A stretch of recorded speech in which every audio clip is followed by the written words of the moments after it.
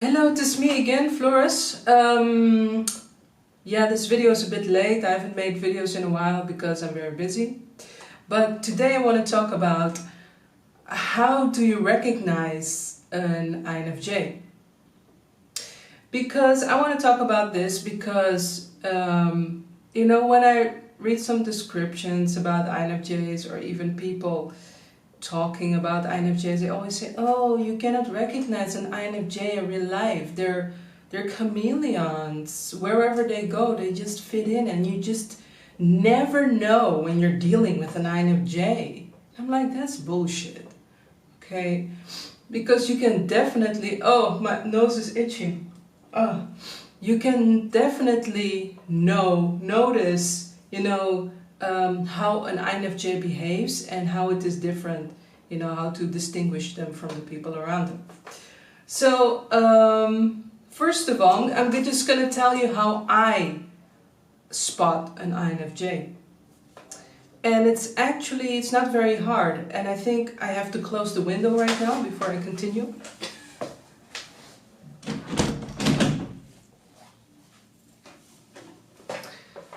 Maybe you've been hearing some seagulls. Anyway, the way I recognize an INFJ is, first of all, their eyes. Because the eyes of an INFJ, it's not very nice to say this, but for me, the eyes of an INFJ, they look a bit dead to me. Like a dead fish. And the reason it looks dead is because they're usually in their NI world, they're usually in their thoughts, they're usually daydreaming about something, even while in conversation with you. They're gone. And you just see it in their eyes. They're kind of glazy. They're not really focusing on something. It's like, if I were to focus with my eyes, I'm gonna try to do it. I don't know. If I were to focus with my eyes on infinity, I'm gonna try to do it like this. I'm not really focusing on anything that's nearby. So their eyes seem to, sometimes they wander, but sometimes they just look at one spot and they're not focusing on anything that's nearby. So they're just, in their mind, they're gone. So first of all, it's their eyes. They're a bit, they can seem a bit dreamy, a bit absent. So that's one. Second of all, I'm an ENTP, and I'm very hot right now. I'm an ENTP, and so I just notice patterns. For me, it's not just like, oh, one thing, I look at this, I look at this. No, it's just like, I'm just looking at the whole of behavior, all of the behavior, and does it congrue with the people around them. What I've noticed about INFJs is that they seem like they're always planning things out. Like, for example, if I am taking a class, I was taking an improv class, for example, and I think there were 2 INFJs in my class, at least, those 2 I noticed. And I noticed that whenever, before they did something, before they walked somewhere, I could already see them in their mind thinking about, what am I going to do? Where am I going to walk? How am I going to look? And they're so calculating. So it's a good thing that they took this improv class, because improv teaches you how to come up with stuff on the spot. But which I think I'm pretty good at. But so they seem like they're calculating. So how do you notice that in a group setting? For example, people are having drinks, or for example, in my improv class, people are talking to each other. There are little groups of people talking to each other before the class starts, or even after the class has ended. And when you see people just talking to each other casually, you will see them like looking around at the groups and thinking about what am I going to do, where am I going to go, and everything is so intentional, and the energy that they carry is not so free flowing. For me, at least that's what I observe. So yeah, let me see what I see. Yeah, so yeah, everything is very intentional. They don't seem very, bubbly or just loose. They're tense. It's like they're a little bit tense always. But I think to me it looks tense. To them, it's their natural state of being. So that's another thing. They just seem like they plan out their every step. And when you see other people just talking casually, they will, join a conversation determined to say something or listen to other people, but it's not so, their energy is not so free flowing. So that's another thing that I notice. Another thing that I notice, and maybe if you've been watching my videos, I've been saying pretty bad stuff about INFJs, because sometimes I cannot stand when they are so calculating their every step. I hate it. So, but it's not to say that I hate INFJs. Sometimes I do. But that's, yeah, I've been saying bad stuff about them maybe, but one good thing about INFJs I have noticed is that usually they dress pretty well.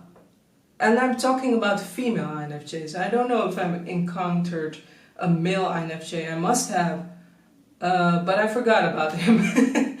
But the female INFJs, they dress pretty well. So you can see that their outfit is very well put together, and it's imbalanced, it's streamlined, I don't know, it has some elegance to it, even if they're not going all out, because you're not going everywhere looking like, dressed up. But even if they're wearing something casual, they make sure that everything they wear is like, it's ironed, like it fits well, the shoulders are on point, like they have an eye for detail when it comes to clothing. Usually they don't wear, extravagant clothes, but their clothing style is somewhat subdued, but I can see that even though their clothing style is very simple, they paid a lot of attention to detail. And I notice it because, where somebody else like me is wearing a frumpy t-shirt, and this t-shirt is not ironed, and it's like it shrunk in the dryer and whatever. No, their t-shirt, okay, is washed, low temperature, it's dried on a hanger, and then it's ironed, and then they put it on. So I notice these things. So an INFJ, physically, female INFJs, and I believe there are more female INFJs, they look put together. Their style is put together. But it's like a low-key style. It's low-key put together. So that's another thing. And let's see, can I give you one more? How do I notice them? Also in a group setting, they're usually quiet. Like they can talk, but it's like first when they enter a group, like people are standing a little bit in a circle or something, they enter the group to say something, but they're quiet. Like a whole while they're quiet, and they're just a little bit, they have a bit of a smile. That's the FE. And they're listening, and they're not saying anything for a couple of minutes. And then they might say a little thing, or if something interests them, they will talk. But you see them being quiet a lot, and they're not the kind of people who will, somebody's saying something you don't agree with and you interrupt, like me, and I interrupt. they don't interrupt. If they don't agree with you and they think you're talking out of your ass, they will let you talk. Okay? And then at the end, they will decide if it's worth it for them to say something. If they don't think it's worth it because you're stupid, they're just gonna smile and walk away. And but if they think it's worth it, they might, yeah, and they still think you're kind of weird, they will say something, a little thing to say how you respond. Or if they like what you said, they will just talk to you. After they have been quiet for a while and listening. Okay, so they don't interrupt you in conversation. And they can seem a bit quiet and a bit like holding back. And I've seen in a group setting that it takes a while, it's like a couple of months, like a couple of weeks for them to kind of open up to the group. And even then you don't know where they are working, you don't know if they have a boyfriend, you don't know anything. So if I want to make a little joke and tease an INFJ, I just tease them and I make assumptions, and then they tell me that I don't have a boyfriend. Okay, so now I know. By the way, I just noticed that I forgot to set up my microphone. So if this video sounds like shit, blame me. So basically, I just tease them a little bit just to get them to open up and say something about themselves. Otherwise, they just stay quiet for life. I don't know. They're very quiet. Yeah. They're kind of quiet. I'm not saying that they're always quiet, that all INFJs are quiet. So people don't say in the comments, oh no, I like to talk a lot because I like to have intellectual conversations. Yeah, but if you don't have anybody to have intellectual conversations with in a group, like there's different kinds of people that everybody likes to talk about intellectual conversations. In those situations, you see them being quiet. So a lot. So that's another thing. And how do I recognize them more? By the way, talking about their eyes, you know what?